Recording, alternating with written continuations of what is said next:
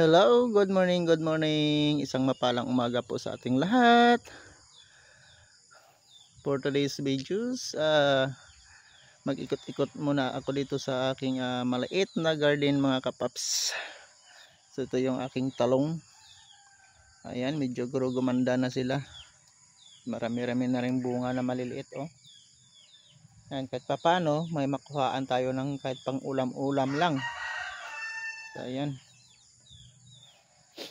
Sira kasi ito ng ulan eh, hindi gumanda, pero ayan oh, naka-recover na. Punta tayo dito sa aking taniman. Ito yung sili ko, wala na, nagkamatay na. Hindi talaga kan, maghunol ako ulit, magtanim tayo ulit mga kapaps. Try ko magkamatis na naman. Saka dito nagtanim na po tayo dito ng ampalaya, direct seeding ko sa mga kapaps. So ayan oh, may mga butas-butas na yan. So nagtanim na ako kahapon, direct seeding lang siya mga kapaps. Ayan, tanim na naman tayo ng ampalaya. So direct seeding lang. Ayan, so kahapon na ako nagtanim, March 14. Mayroon tayo dito na 100 ka seed na tinanim na ampalaya. Ayan, ito yung aking taniman ng ampalaya, direct seeding. So kahapon na ako nagtanim, March 14. So sana mabuhay lahat itong 100 na seed na tinanim ko. So ito naman yung aking sitaw. Ayan, maganda na. Saka marami-rami na rin bulak. Ayan, aking sitawan. Ito lang yung una ko na itinanim. So yung pipino ko dito, mayroong pipino to yan oh. Hinaluan ko kasi ito ng pipino. Mayroon na rin bunga. Maliliit pa. Itong aking pipino. Nagbunga na rin pero maliliit pa sa mga kapaps. Ayan oh. Ayan. Ito. Ayan oh, may bunga na siya, maliit pa. So sitaw, hinaluan ko sa ng pipino mga kapaps, pero hindi halata yung pipino. Pero makikita yung bulak na kulay dilaw. Ayan. May mga pipino po itong halo, yung aking sitawan mga kapaps. Marami-rami na rin bulak yung aking sitaw. Ayan. Tsaka gumanda na sila. So yung pipino ko dito ay hindi halata. Pero ayan ang bulak, namumulaklak. May bunga na siya oh. Ayan. Ayan, may bunga na. Maliliit pa. Yung pipino kong tinanim dito. Saka nagtanim na rin tayo ng kalabasa rin kahapon. Dito. Sa gitna ng papaya ko. Yan, nagtanim din tayo dyan ng kalabasa, direct seeding. Kasi yung papaya ko dito wala na, yung pataya na yung iba. Saka magtanim tayo ulit ng panibago. Yan lang po ang aking maliit na garden. So ito, yan may bunga na oh. Ayan, yung sitaw ko na tanim. So maganda na sila, paunti-unti na silang namumunga.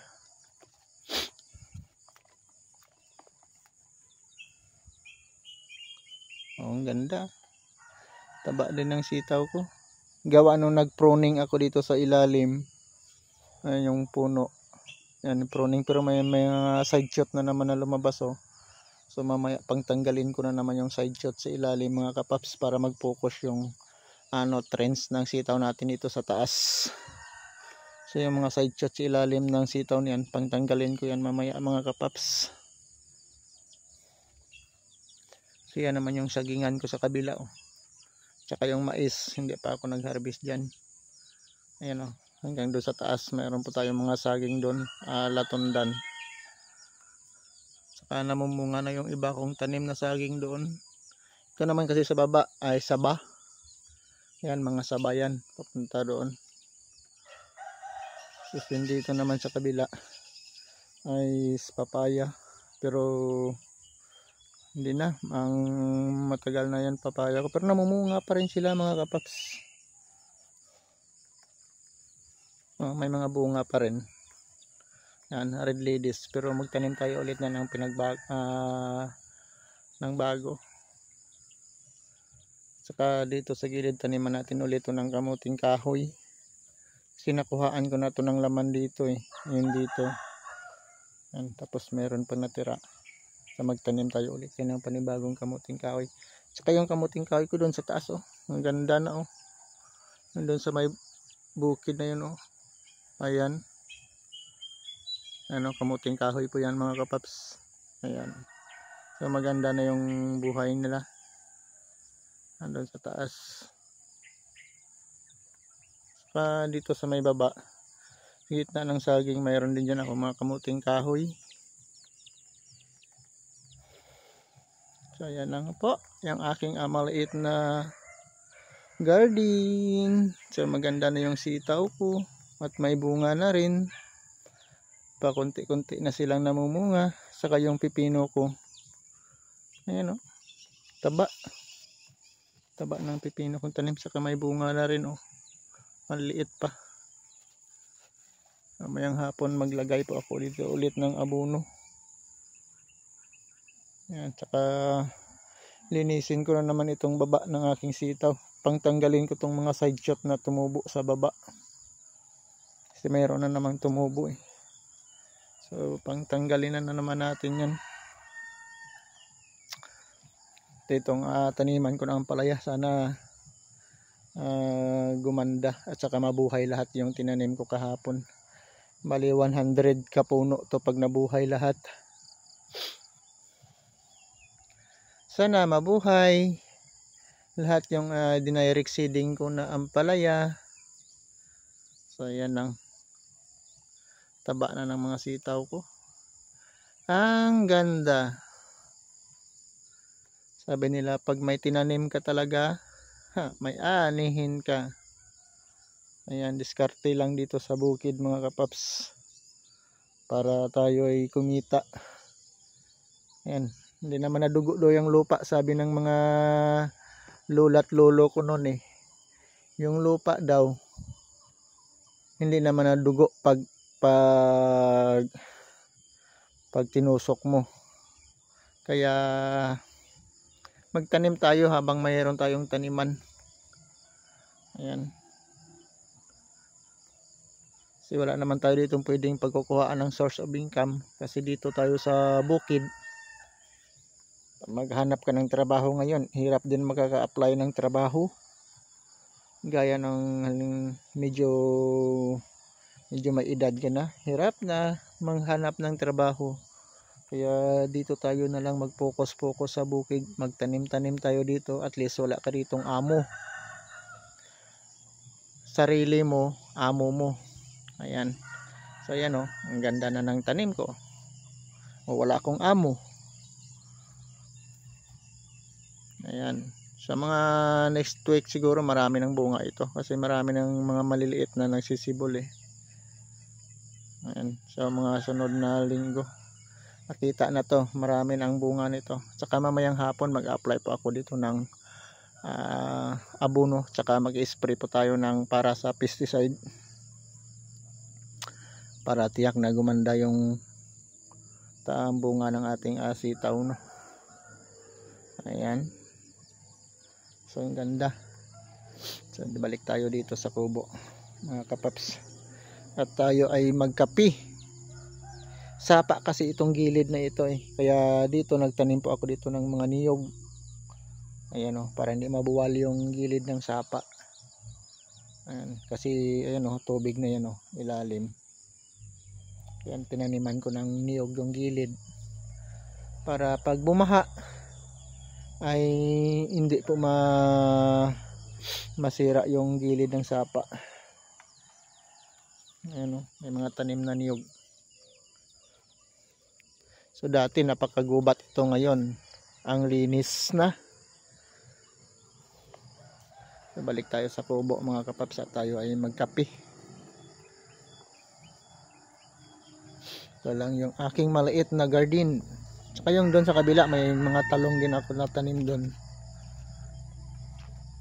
Ayan. Kahit pa paano nagbunga rin. May pagkakuhaan po tayo ng pang ulam-ulam.